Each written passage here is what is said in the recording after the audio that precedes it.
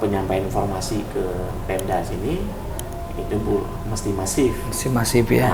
Dan ya. itu harus disemangatin terus ya. Iya benar, artinya penting teman-teman Aceh, filmmaker Aceh masuk nominasi dan menang di festival untuk bahwa filmmaker Aceh berprestasi.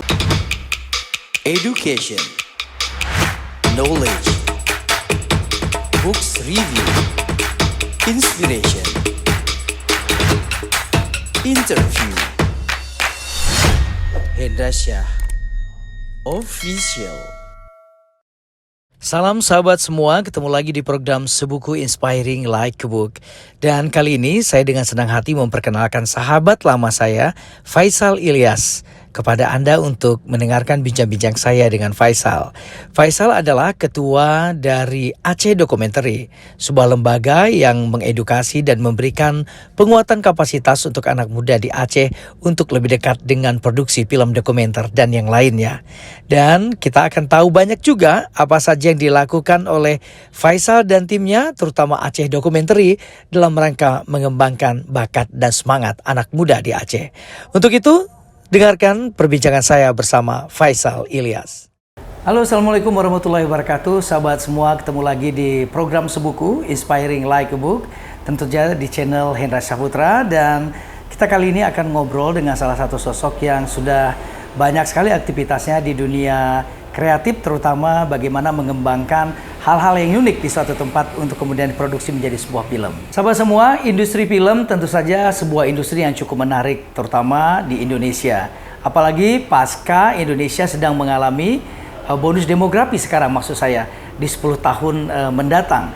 Banyak anak-anak muda yang sangat kreatif dan kemudian mengaplikasikan kemampuan diri mereka, membuat film, kemudian menunjukkan keunikan dari setiap tempat kepada khalayak untuk kemudian kita konsumsi menjadi sebuah pengetahuan.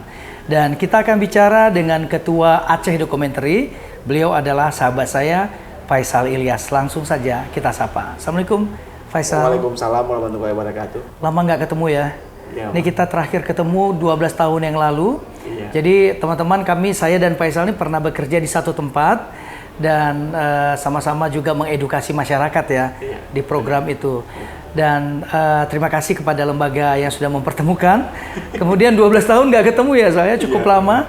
Dan 12 tahun juga udah tahu Faisal udah menyelesaikan master, banyak hal dan lain-lain. Dan terakhir terdengar sebagai Ketua Aceh Documentary. Iya, benar. Nah, sejak kapan nih Sal menggeluti program di Aceh Documentary ini? Walaupun di tempat kerja yang lalu juga ada irisannya juga ya, pekerjaan ini lebih kepada publikasi lewat media film. Sejak kapan nih? Persis setelah kita berpisah, Bang. Nah, kita berpisah. Ini kayak lagunya ini ya, hati-hati di jalan. Kemudian di 2013 ya, oke. 2013 kita bersembilan orang punya apa ya, punya visi. Punya visi, punya mimpi ya, sebenarnya sederhana sih. Pasca tsunami itu banyak film atau video atau konten-konten itu dibuat oleh orang yang bukan orang Aceh. Tapi narasinya narasi Aceh. Kita tahu bahwa pasca tsunami banyak visual report misalnya, banyak film-film dokumenter yang dibuat oleh orang-orang yang non Aceh begitu. Ya, kita sadari bahwa kita punya pengalaman yang tidak dialami oleh provinsi lain begitu. Terus awalnya kita berpikir bikin festival, semacam festival film lah. Festival itu kan mempertemukan banyak pihak, terutama yang terkait, stakeholder terkait gitu. Ada dari penikmat sampai pelaku, sampai pengkritik film itu sendiri. Tapi kita berpikir kita bikin festival, kontennya minim. Mana film yang mau kita festivalkan? Minimal film tamu atau film lokal yang akan menjadi, ini gaya kita loh, film ini gaya kita. Pada 2012 secara individu teman-teman sudah bikin film sebenarnya, beberapa karya sebenarnya, misalnya Karam Kuta Asing Lagi, Ekelwood, masuk Eaglewood. Metro TV waktu itu ya. Kemudian film 0 kilometer dari Sarang 0 kilometer terkait dengan plus 1 menit judul filmnya, terkait dengan kegelisahan ketidakhadiran pemerintah di Pulau Aceh di 2012. Ada sekitar 4 sampai 5 film secara individu teman-teman buat gitu. Saya film tentang nyanyian 1907 tentang Semong ya. Semong, ya saksi hidup tsunami 1907. Aceh Dokumenter itu sebenarnya program awalnya, Pak. Sebuah program ya. Sebuah program Aceh Dokumenter Competition, lab film dokumenter. Referensinya dari Eagle, lab dokumenter. Kita terima ide cerita, kemudian kita in-house-kan, kita supervisi produksi sampai pasca produksi dan distribusi begitu.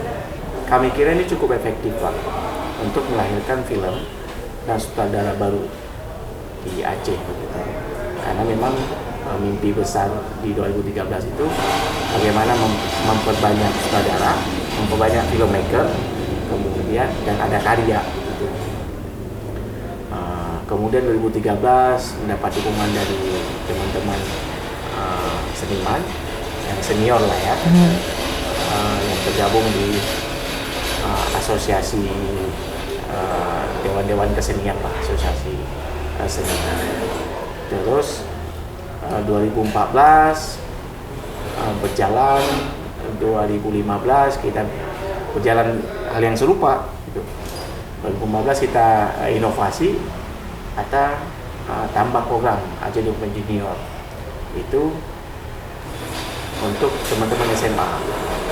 Sampai hari ini ada 120 film judul dokumenter dan fiksi. Ada sekitar 80 orang yang pernah, lebih 80 lah, yang pernah membersamai kami. Saat ini sebagian ada yang tetap di profesi film, ada yang sudah beralih profesi ke bidang lain begitu. 2017 kami merubah model bisnis, Pak. Jadi kami melihat film ini harus ngarahnya ke industri biar dia sustain. Kemudian kita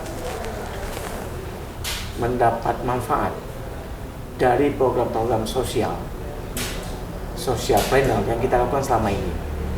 Jadi value kita naik karena program sosial kita sebenarnya. Yang program Aceh Dokumenter Competition, Aceh Dokumenter Junior itu pure tanpa pendanaan. Sampai hari ini masih berjalan programnya. Dalam perjalanan kami dapat dukungan para pihak kebudayaan, misalnya para pihak kebudayaan ada Kemdikbud misalnya mengakselerasi program-program kami, tapi memang tidak, program pemerintah kan dia tidak extend, tidak multi years ya, dia cuma by program kemudian. Tapi bagi kami ini stimulus untuk bagaimana memastikan keberlanjutan industri film. Alhamdulillah mendapat banyak apresiasi, Bang. Film-film Aceh Dokumenter mulai 2016, 17, 18, 19 itu selalu bawa menjadi film dokumenter pelajar terbaik di FFD, Festival Film Dokumenter yang usia festivalnya sudah se-Indonesia ya? Ya, se-Indonesia begitu. Kita masuk nominasi FFI 2 kali. Satu film minor, cerita tentang keberagaman. Satu film 1880 NDPL, cerita tentang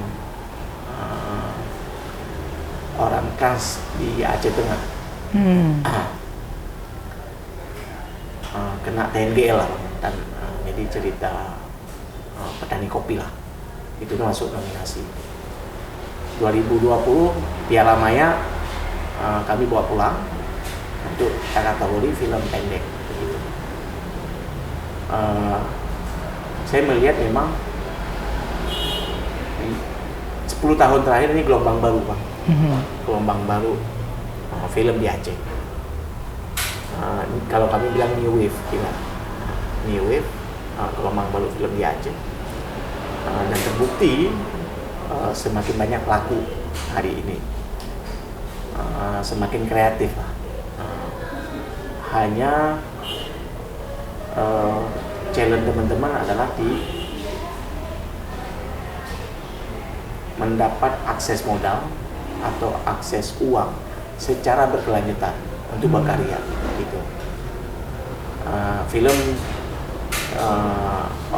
oleh sebagian orang tidak dianggap sebagai bisnis, itu hanya hobi begitu.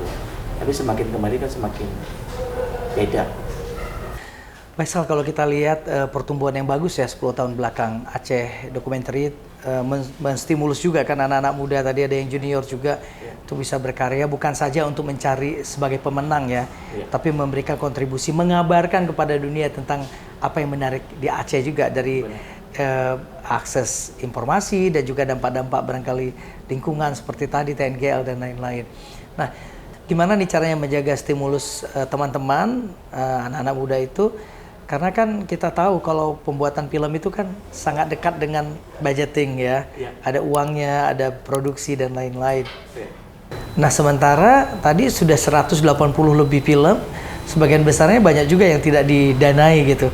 Apa yang menjadi barometer nih supaya semangatnya jadi tetap up-nya sama seperti semangat awal? Ini memang challenge ya, challenge.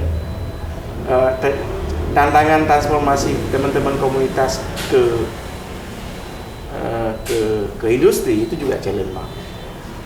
Kita belajar banyak dari komunitas di Indonesia yang hadir dan bubar di tahun ketiga misalnya, atau bahkan di tahun kedua bubar gitu. Jarangkali yang extend, Pak, extend di tahun kelima. Ini kami selalu belajar itu, selalu sadari itu, karena kita manusia ya, punya limit mood yang berbeda, punya limit datang dari latar belakang pendidikan, ekonomi yang berbeda-beda begitu. Artinya kan semua orang kita berbeda sebenarnya, secara ekonomi, secara narasi, pendidikan dan sebagainya. Kami sanggup menjaga mood itu, Bang, karena kayak ini secara alamiah itu mood kami terbagi. Misalnya kami ada bersembilan, ada yang semangatnya di awal di bulan 1 sampai bulan 5 misalnya, ada semangatnya di pertengahan, ada semangatnya di akhir. Oke. Ya, jadi moodnya dibagi. Artinya ada kayak misalnya saya di manajemen itu moodnya harus stabil. Karena manajerial karena mikirin banyak hal ya. Banyak hal gitu. Teman-teman produksi moodnya ketika produksi. Setelah produksi selesai dia sudah artinya memang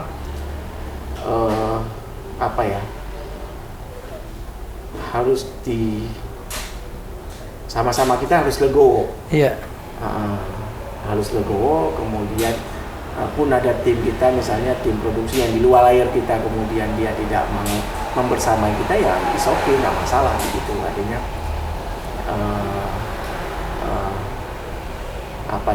mungkin kami mulai dari usia yang muda mungkin, Pak. Kami memulai usia rata-rata kami di bawah 25 tahun. Di sangat semangat sedang tinggi-tingginya, di saat waktu sedang banyak-banyaknya. Mungkin kami kalau mulai di usia range 30 sampai 35 tahun mungkin juga nggak berlangsung lama. Tapi buktinya sekarang berjalan ya, berapa tahun sudah? Sudah hari ini 9 tahun. 9 tahun ya. 9 tahun begitu. 9 tahun dan tetap terus produktif Dengan, untuk buat ini ya. Allah. Ada agenda khusus nggak setiap tahunnya misalnya ingin mengangkat tema apa gitu terkait dengan Aceh? Kalau tadi itu kan misalnya isu tentang transmigran ya, kemudian ada juga titik nol kayak tadi itu yang Faisal bilang, itu biasanya diobrolin atau berdasarkan fenomena yang ada atau gimana? Itu diobrolin, didiskusikan. Memang tiap tahun ada tema khusus untuk kita pengkaryaan. Artinya meski memang pada akhirnya kita tidak terlalu mengikat kepada tema. Kalau cerita yang bagus kita produksi begitu. Skema distribusi kita sudah punya formula. Bagaimana misalnya kita mau produksi film A, itu distribusinya kemana? Karena tantangan persoalan teman-teman film itu Bang, setelah dibuat kemudian distribusinya kemana? Kalau film distribusikan ke YouTube bisa aja, hanya saja YouTube rawan di cut, rawan diambil kontennya. Sedangkan film itu kan produksi mahal. Bisa aja sih sebagai alternatif platform. Tapi kalau filmnya bagus, ceritanya bagus, akan lebih bagus kan di nangkring di beberapa festival. Manfaat festival sebenarnya bagi sutradara, namanya naik, sehingga dia dapat value lain gitu, dapat branding lain gitu. Terus mulai 2019 kami bikin ya semacam visi Bang ya, sampai 2045 apa yang mau kita kerjakan di 5 tahun pasca 2019 kemudian sampai seterusnya begitu. Ini penting saya pikir untuk bikin kita mau kemana sih, roadmapnya kemana gitu, apa kemudian berkarya begini-begini aja begitu kan, atau setelah festival selesai begitu kan. Mimpi kita sebenarnya 2045 itu Aceh menjadi lab dokumenter global. Untuk film dan yang lain ya. Untuk film Bang. Untuk film khususnya dokumenter. Karena kita punya sejarah konflik, sejarah kebencanaan, syariat Islam, keunikan kita, dan di situ kan pasti banyak cerita inspirasi, cerita kegelisahan, cerita ya macam lah. Itu bisa diangkat kan? Di balik itu, di balik peristiwa besar ya. Jadi mimpinya arahnya ke sana sih Bang. Good. Dan banyak hal yang sudah dilakukan dan itu sudah kelihatan kan, mau kemana-kemana udah kelihatan gitu ya. Paling tinggal menjaga mood dan lain-lain ya gitu ya. Kalau selama ini yang paling bisa dibilang yang paling diingat tuh dalam menggarap apa tuh, sebuah produksi film apa kemarin? Dokumenter yang mungkin ada judulnya? Iya. Ke 5 tahun terakhir ini kita sedang treatment ke fiksi Bang. Fiksi ya? Dokumenter ini kan segmennya sangat kecil ya, ya penontonnya kecil ya. 5 tahun terakhir ini udah mulai bagus memang, penontonnya orang sudah lebih mau nonton dokumenter karena bicara fakta. Kalau fiksi kan cerita fakta yang dibohongin, ya berceritanya sambil dibohongin, namanya fiksi Bang ya. Tapi fiksi ini punya distribusi yang lebih luas begitu. Di tatanan festival-festival di Indonesia, festival yang paling bergengsi misalnya FFI, itu ruang dokumenter cuma satu kategori, 2, panjang sama pendek. Ruang fiksi luas ya, luas kategorinya, cerita terbaik, PU terbaik, naskah terbaik. Ruang fiksi cuma 2, dokumenter sama pendek sama panjang doang gitu. Artinya kita kan kami harus melihat kebutuhan apa yang pasar inginkan. Karena ini kan kita mau ke arah industri ini. Jadi teman-teman yang basisnya dokumenter kemudian dia bikin fiksi itu lebih realis filmnya. Oh, karena udah punya pengalaman ya. Pengalaman. Ngelihat fakta gimana? Iya, fakta. Gimana fakta yang didustakan gitu ya? Dalam tanda kutip ya. Ya, Gitu. Artinya kisahnya mungkin nggak langsung persis seperti kisah ini ya, yang sebenarnya tapi kan lebih kayak ada masuk akal. Masuk akal. Realis. Realis. Jadi dan teman-teman yang basisnya dokumenter masuk ke fiksi itu lebih mudah. Landingnya lebih mudah. Fiksi juga butuh riset. Iya. Riset karakter. Iya. Nggak hanya sekedar ya. Tidak. Cuma cara treatmentnya yang beda. Iya, betul sekali. Pada ininya sama sebenarnya. Dokumenter kan sangat riset sekali, Pak. Iya. Dan butuh waktu kan? Dan butuh waktu, benar. Butuh waktu. Sangat riset sekali dia. Tapi untuk menjaga mood ya, terutama kayak saya bilang tadi, ada yang sudah masih ada terus nggak lagi, itu nggak biasalah dalam sebuah organisasi ada begitu. Bagaimana mendistribusikan mood itu, maksudnya semangat berkarya kan tadinya di kalangan para anggotanya mengajak anak muda dan turun lagi ke anak-anak sekolah gitu ya. Punya semacam roadshow juga atau seperti apa? Oh iya, itu tetap Pak. Kita hanya di pandemi aja kita nggak jemput bola. Biasanya kita roadshow. Oke. Setahun sekali pasti roadshow. Tidak roadshow di awal tahun, di akhir tahun. Film yang sudah ada kita kelilingkan. Oh, nonton bareng gitu ya? Nonton bareng, kayak nobar lah, layar tancap ya. Ini untuk mendekatkan film dengan masyarakat. Masyarakat. Karena kan nggak mungkin ya setelah kita bikin film kemudian nggak ada yang tonton di hard disk Bang ya. Iya. Teman-teman filmmaker ini semakin film itu semakin ditonton, dia semakin ada kepuasan. Baru kemudian kita bicara value ekonomi. Ini bicara value karya gitu Bang. Penting ditonton dulu ya. Ditonton dulu gitu. Artinya udah ditonton itu diapresiasi dong berarti ya. Kemudian film-film yang ditonton itu kan dekat dengan peristiwa mereka. Iya. Karena kan film yang diproduksi di Aceh. Gitu. Iya. Tapi kalau respon tuh gimana? Udah mulai mendapat, kalau masyarakat kan penonton ya. Iya, tapi respon untuk mungkin pembinaan atau mungkin dukungan dari pemerintah daerah atau justru dari insan film di Jakarta itu gimana? 5 tahun sekali Pemda sudah bagus Bang. Di plot DIPA mereka anggaran APBA gitu. Kita melihat beberapa kegiatan ada film-film yang begitu. Itu saya lihat nggak bagus. Jadi support bagus ya. Nah, dia sudah mulai ada kesadaran audiovisual dalam kampanye sesuatu gitu ya. Apalagi dengan revolusi industri sekarang ya, kebutuhan itu kan makin ada. Tapi memang di kementerian lebih full support ya. Full support. Dan itu lebih seru ya. Kita berkompetisi ide, berkompetisi gagasan. Peluang-peluang dibuka oleh Kemenparekraf misalnya atau Kemdikbud begitu. Nah, jadi pemerintah secara umum sudah bagus lah. Hanya saja regulasi yang belum ada. Oke. Film dianggap adalah tugasnya pusat, tugasnya kementerian. Undang-undang film itu dianggap tugasnya pusat. Padahal itu kan regulasi daerah juga harus ada ya. Di undang-undang jelas sebenarnya pemerintah pusat dan daerah. Undang-undang film Bang ya. 2019 nomor 33 ya kalau salah saya. Cuman hanya saja penyampaian informasi ke Pemda sini itu mesti masif. Mesti masif ya. Dan itu harus disemangatin terus ya. Iya benar. Artinya penting teman-teman Aceh, filmmaker Aceh masuk nominasi dan menang di festival untuk bahwa filmmaker Aceh berprestasi. Dan ada orang yang punya kemampuan juga gitu kan.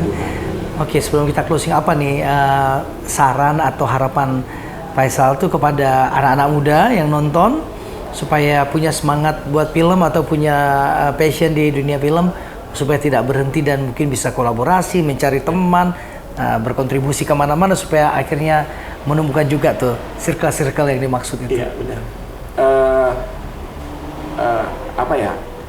Sekarang teman-teman muda punya banyak alternatif profesi, banyak alternatif komunitas. Begitu. Sekarang lagi trennya berkomunitas banyak. Komunitas kan pada akhirnya berkolaborasi. Kolaborasi gitu. ya. Tinggal bagaimana anak muda melihat minatnya, Iya. minat dan pengetahuan ya. Apapun bidangnya pasti basis awal adalah pengetahuan gitu. Jadi pasti teman-teman muda harus terus belajar. Medium belajar juga cukup banyak. Di Aceh medium belajar film tidak hanya di Aceh dokumenter, ada banyak ruang-ruang yang lain Yang bisa mereka dapat yang bisa ya. mereka dapatin. Di nasional juga banyak begitu. Kemudian film salah satu subsektor yang menampung banyak subsektor lain. Film ada kulinernya, ada fashionnya, ada seni rupanya, ada seni tarinya, ada seni musik. Artinya kalau saya bilang ini film sebagai ibunya seni.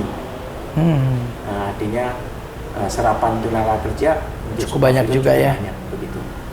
Kemudian kondisi Indonesia juga makin baik, Ya. industri sudah mulai bisa berjalan lancar, Alhamdulillah. dan Aceh Dokumenter juga bisa produksi lagi banyak-banyak hal ya. Insya Allah. Faisal, terima kasih banyak ya sudah Sama-sama, ngobrol Pak. setengah jam ini. Siap. Dan ini obrolan yang tidak disengaja ya, tapi ternyata manfaatnya sudah luar biasa. Dan barangkali juga perlu kita sampaikan kepada teman-teman yang nonton, kalau ada teman-teman yang ingin belajar ke Aceh Documentary boleh ya. Siap. Boleh. Siap. Dan magang juga boleh. Siap. Apalagi udah punya naskah sendiri mau difilmkan, lebih seru lagi lebih ya. Seru lagi gitu ya. Tapi kayaknya sulit itu. Nanti mungkin bisa belajar dulu ya. Baik, seru. terima kasih Sama-sama. Faisal atas kesempatannya. Teman-teman semua, demikian obrolan singkat saya tadi dengan Faisal Ilyas. Beliau adalah Ketua Aceh Documentary, dan sebenarnya masih banyak hal yang bisa kita gali, dan mungkin lain kesempatan kita akan bahas lagi hal tersebut. Satu yang menarik yang saya simak tadi bisa kita jadikan sebagai insight, bahwa untuk melakukan sesuatu yang ada kaitannya dengan sebuah produksi, apakah itu film dan lain-lain, mental juara, mental semangat sangat dibutuhkan. Ya, nggak bisa langsung kita tiba-tiba mendapatkan hasil yang luar biasa tanpa mengikuti proses yang seharusnya memang lebih pahit dari hasil yang kita terima manisnya. Dan mudah-mudahan ini bisa memberikan insight bagi teman-teman yang sedang senang-senangnya membuat film dokumenter atau film fiksi ataupun karya-karya yang akan difilmkan dalam format-format yang lebih besar lagi. Sampai ketemu lagi di program Sebuku Inspiring Like a Book. Seperti membaca sebuah buku, mudah-mudahan ini memberikan inspirasi buat Anda. Sampai ketemu.